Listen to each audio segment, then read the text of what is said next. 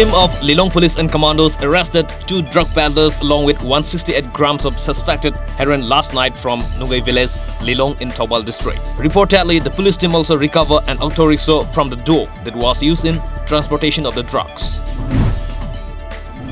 Bharat Swabhiman Trust, Patanjali Yoga Samiti Manipur State along with the local clubs and 6 Assam Rifles jointly conducted a tree plantation program at the premises of 6 Assam Rifles located at Chinga Hills this morning. Attending the program, Manipur Legislative Assembly Speaker Y. Kemsan planted several medicinal plants.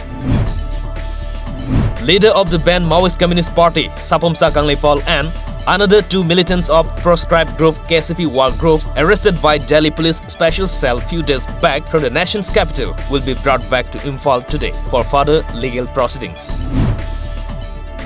Residents of Vishnupur Ward number 4 have been facing shortage of drinking water and electricity since the past 30 years. In this regard, a press meet was held at the locality wherein several residents including senior citizens took part.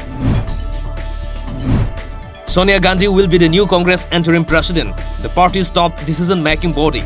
The Congress Working Committee revealed this last night after a meeting to choose her son, Rahul Gandhi's successor as the party's chief. As per reports, she returned to the ham after almost 20 months, after Rahul Gandhi refused to consider his resignation.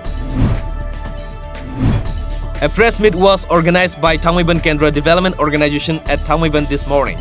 They demanded the release of JSC members without any condition and to hand over the case of Babysna to CBI by August 17 to stop harassing the Babysna's family members by the police and using harsh approach by the police against the students during protests.